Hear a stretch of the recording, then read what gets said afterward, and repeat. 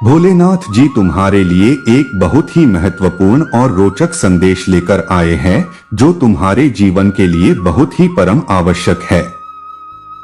यदि आज तुम इस संदेश को इग्नोर करते हो या अनदेखा करते हो तो तुम्हारी किस्मत तुम्हारा साथ छोड़ देगी और तुम यूं ही अपने जीवन में भटकते रहोगे और तुम्हें कोई भी रास्ता नजर नहीं आएगा।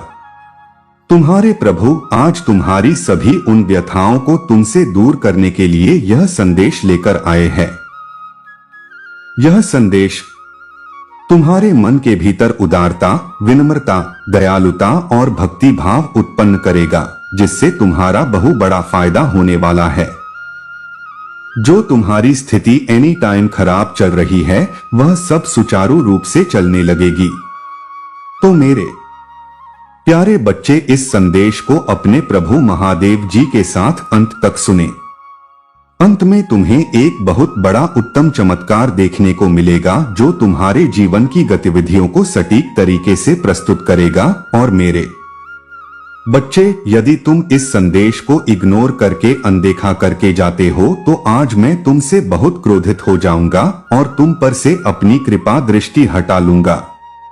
इसलिए मेरे बच्चे, आज जो मैं तुम्हें बताने जा रहा हूं वह तुम बहुत ही ध्यान से और सावधानी पूर्वक सुनिए, क्योंकि इसमें मेरा कोई फायदा नहीं है, सिर्फ तुम्हारा ही फायदा छुपा हुआ है।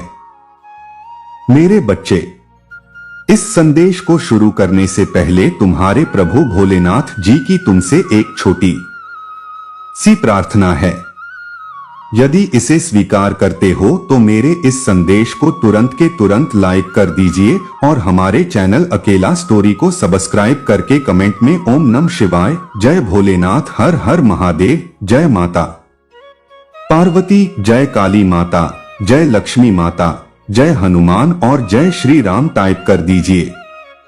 इतने नाम की हाजिरी टाइप करते ही हम सभी लोगों की कृपा तुम्हारे ऊपर सीधे पड़ेगी और मेरी कृपा दृष्टि से तुम्हारे जीवन की समस्याएं समाप्त हो जाएंगी। मेरे बच्चे, यह विनम्रता और भावात्मक संदेश है जो तुम्हारे जीवन की वर्तमान गतिविधियों से और बीते हुए समय के कालचक्र से और आने वाले कालचक्र तक का पूरा विस्तार पूर्वक वर्णन है। यह वर्णन तुम्हारे प्रभु तुम्हारे लिए लेकर आए हैं क्योंकि तुम बहुत ही व्याकुलता इस समय महसूस कर रहे थे। तुम्हारी इस व्याकुलता को दूर करने के लिए तुम्हारे प्रभु जी भोलेनाथ जी तुम्हारे पास स्वयं उपस्थित हुए हैं।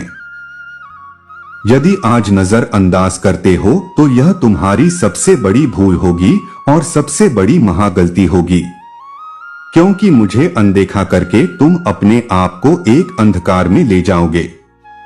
उस अंधकार में जहां पर सिर्फ तुम अकेले रहोगे, वहां पर तुम्हारे पास कोई नहीं रहेगा और न तुम्हें उस अंधकार से निकालेगा और न ही वहां कोई तुम्हें मिलेगा। तुम वहां पर अकेले चीखते चिल्लाते हुए और मार्ग को ढूंढोगे कि मैं यहां से कैसे निकालूं, कैसे यहां से मुझे मुक्ति मिले। परंतु तुम्हें मुक्ति मिलने वाली नहीं है, क्योंकि तुमने जिस प्रकार से अपने आप यह स्थिति उत्पन्न की है तो तुम्हें ही इससे बाहर निकलना होगा स्वयं के स्वयं।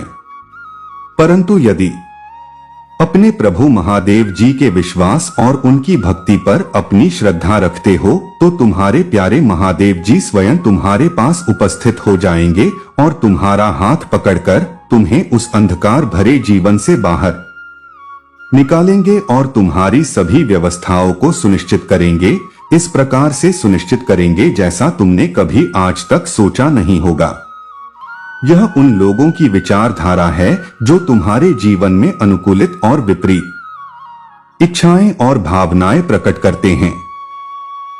मेरे बच्चे, यदि तुम मेरी बातों को मानते हो और मुझ पर विश्वास करते हो तो हाँ टाइप कर दीजिए। इससे मुझे यह पता चल जाएगा कि मेरा भक्त मेरी सहमति में है। तो मेरे प्यारे बच्चे, मैं तुम्हारी भक्ति से बहुत प्रसन्न हूं। मेरे बच्चे, तुम्हारी जो परीक्षा चल रही थी वह अब समाप्त होने वाली है, क्योंकि तुमने निस्वार्थ और बहुत ही श्रद्धा भाव से मेरी भक्ति की है।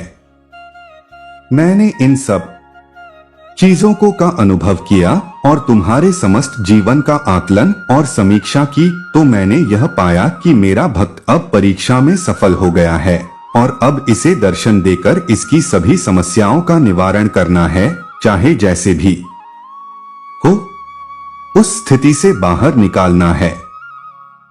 उसकी जो मनोरथ है उसे पूर्ण करना है। उसने जो सोचा था वह उसे देना है। उसकी सभी मनोकामनाओं को पूर्ण करने का अब समय आ गया है। उसने बहुत प्रतीक्षा की।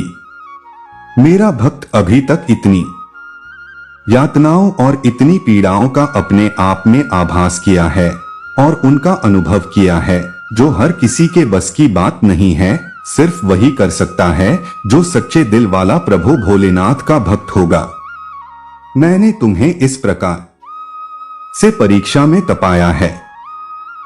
मैं तुम्हारे साथ कठिन से कठिन जो परीक्षाएं ली है, उसमें सभी परीक्षाओं में तुम उत्तीर्ण हुए हो, सर्वश्रेष्ठ हुए हो। मेरे बच्चे, तुम यह कभी मत सोचना कि मेरे प्रभु ने मुझसे इतनी बड़ी परीक्षा क्यों ली। मेरे बच्चे, तुम्हारी भक्ति जितनी बड़ी होगी, तुम्हारी श्रद्धा जितनी बड़ी होगी अपने प्रभु भोलेनाथ के लिए, तो परीक्षा भी तुम्हारी थोड़ी बड़ी हो सकती है, क्योंकि मैं यह सुनिश्चित करना चाहता हूं कि मेरा भक्त कितना साहसी और धैर्यवान है और कितना इसके अंदर भक्ति भाव है कि यह कठिन परिस्थिति में भी होते हुए मेरी भक्ति को छोड़ेगा। यह फिर मुझ पर अपना ध्यान बनाएगा या अपनी भक्ति को अपनी आधारशिला समझकर उसी रास्ते पर चलेगा जहां पर उसे परम आनंद और परम भक्ति का अनुभव होता है और उसे भक्ति करने में, भजन करने में बड़ा आनंद आता है। मेरे बच्चे, मैं जानता हूं तुम मेरी भक्ति में इस प्रकार से लीन हो जाते थे कि किसी भी चीज की चिंता नहीं रहती थी। तुम्हें न तो अपने परिवार की, न तो अपने बच्चों की, न तो अपनी पत्नी की। तुम सदैव मेरी भक्ति में, मेरे भजन में लीन रहते थे। तुम्हारे पास तुम्हारे घर में पैसे नहीं होता था, खाने के लिए भोजन नहीं होता था और बच्चों के लिए वस्त्र नहीं होते थे, पत्नी के लिए वस्त्र नहीं होते थे।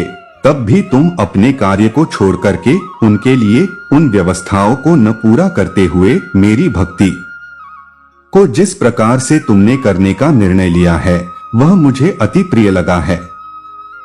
वह ऐसा कोई नहीं कर सकता है जो तुमने आज मेरे सामने प्रस्तुत किया है। यह उन लोगों की बातें नहीं हैं जो भक्त अपनी परीक्षा के कठिन समय को देखकर पीछे हट जाते हैं। यह बात सिर्फ मेरे महान भक्त और विश्वासी भक्त की है, जो मुझ पर इतना बड़ा विश्वास बनकर अपने जीवन में कठिन परिस्थितियां होते हुए भी अपने महादेव जी का पूर्ण सहारा लिया है। यही तुम्हारे दिल की उदारता मुझे बहुत प्रिय लगी।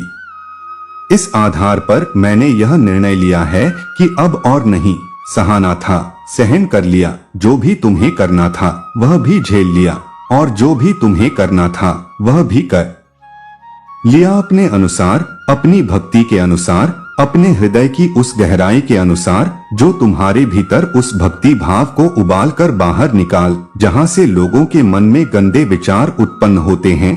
वहां पर तुमने शिव भक्ति का निर्णय लिया और उसी में लीन होने लगे।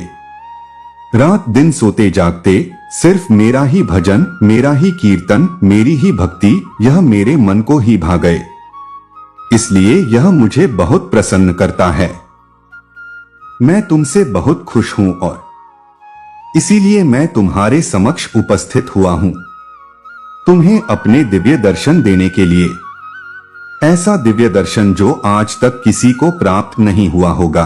सिर्फ तुम्हें ही मेरा यह दिव्य दर्शन प्राप्त हो रहा है। परंतु एक बात मैं तुम्हें बताए दे रहा हूं, यह दिव्य दर्शन की व्याख्या किसी से न करना, क्योंकि यदि तुम इस दिव्य दर्शन की व्याख्या किसी से कर दोगे या किसी को बता दोगे कि मेरे प्रभु ने मुझे दर्शन दिए हैं, वो भी दिव्य दर्शन अलौकिक दर्शन हुए हैं, तुम्हारी बात का विश्वास नहीं करेंगे, तुम्हारा उपहास उड़ाएंगे, तुम्हारी हंसी उड़ाएंगे और तुम पर कदापि भी भरोसा नहीं करेंगे।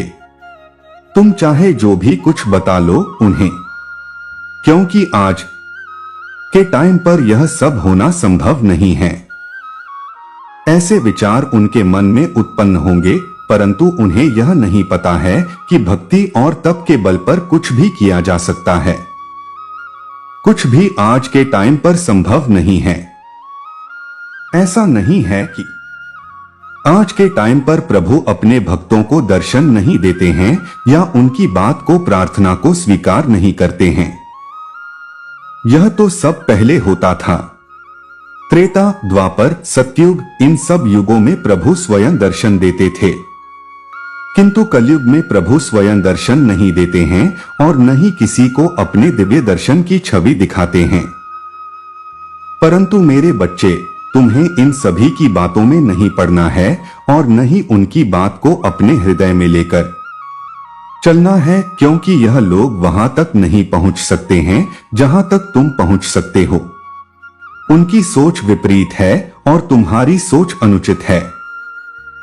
तुम जहां तक सोच सकते हो और जहां तक जो कुछ भी कर सकते हो वह इनके बस की बात नहीं है, क्योंकि इन्होंने आज तक अपने जीवन में सिर्फ अपने अहम, अपने अहंकार, अपने जीवन के मद में होकर अपने जीवन को प्रस्तुत किया है।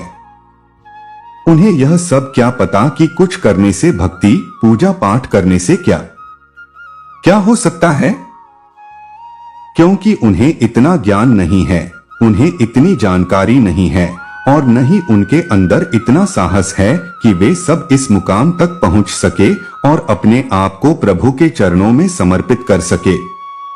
है मेरे बच्चे, वे लोग ऐसा ही करें तो ही अच्छा है, क्योंकि ऐसे लोग तो सिर्फ दंड के भागी होते हैं।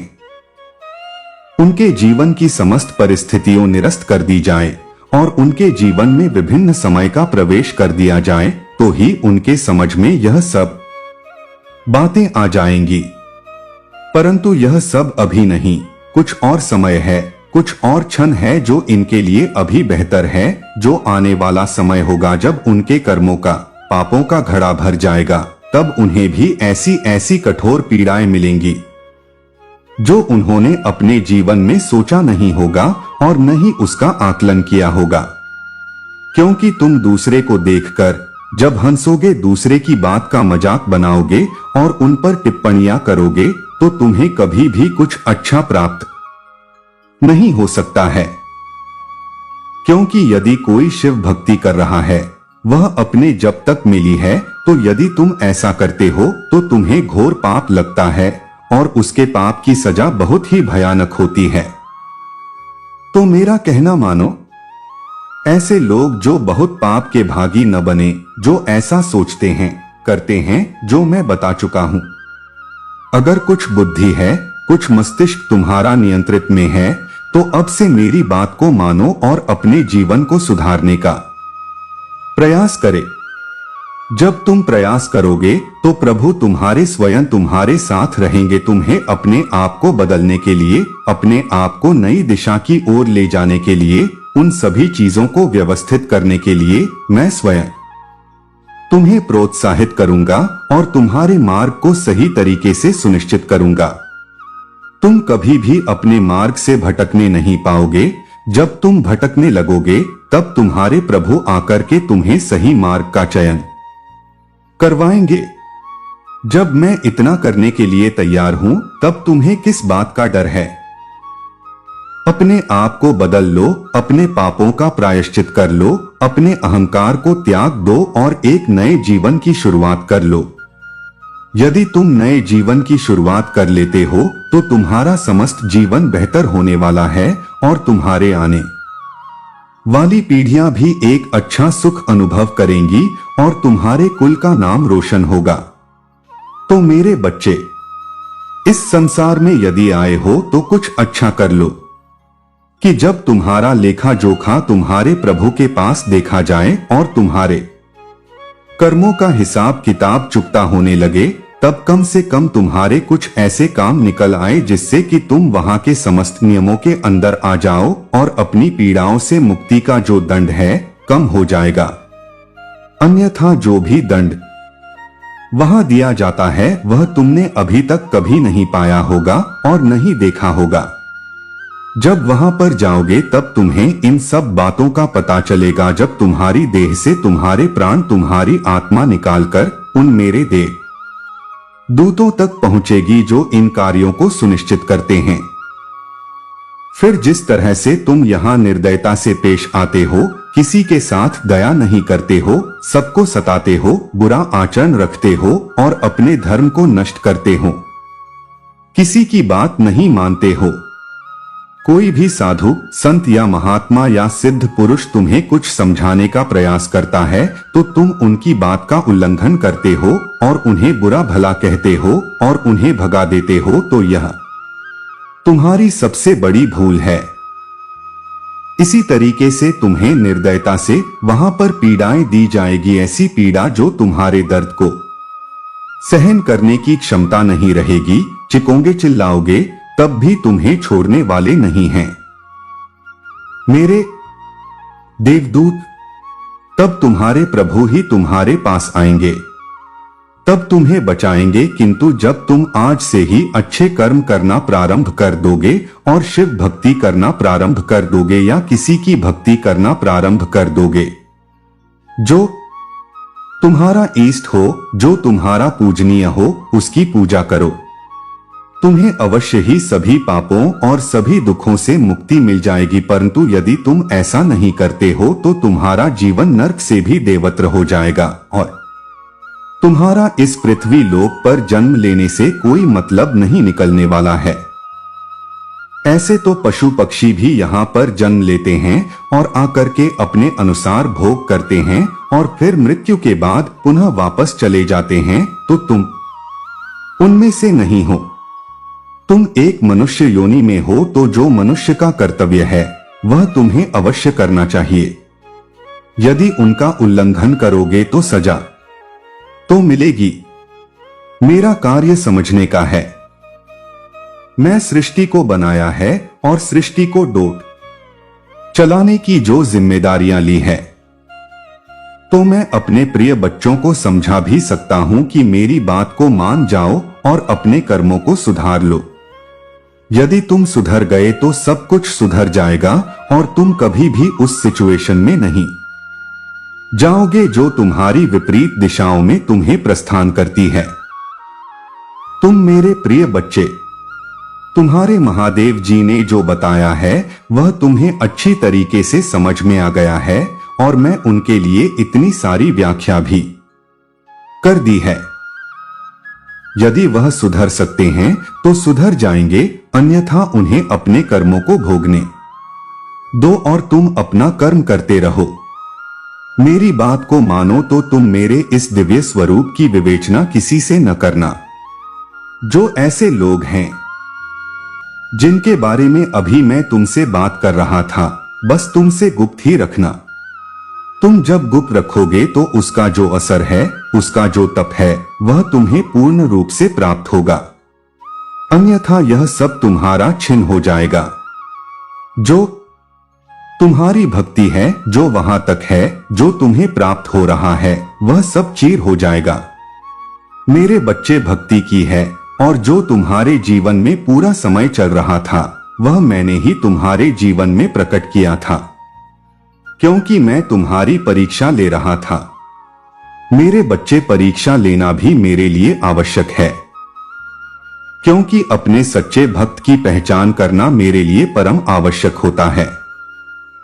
यदि मैं अपने भक्त की सटीक पहचान नहीं करूंगा तो मेरे लिए यह सुनिश्चित करना संभव हो जाएगा कौन सा मेरा भक्त परम भक्त है, इसकी पहचान करना बहुत ही अनिवार्य है। इसीलिए मैंने तुम्हें अपनी परीक्षा में तपाया है। मेरे बच्चे, लोहे को जितना पाया जाता है वह उतना ही मजबूत होता है और सोने को जितना तपाया जाता है उसकी सुंदरता उतनी ही अधिक बढ़ती है। सूर्य की चमक उदाहरण प्रस्तुत करता है कि मैं कितना तापमान और चमकीला में मेरे इस ताप से सब कुछ उजागर और चमचमा जाता है। अगर तुम सूर्य की तरह चमकना चाहते हो तो तुम्हें सूर्य की तरह दाना होगा। वह ताप्ती उसका में संसार को प्रकाश देता है। ठीक उसी प्रकार तुम्हें अपने आप को चमकाना होगा, सोने की तरह चमकना होगा। तब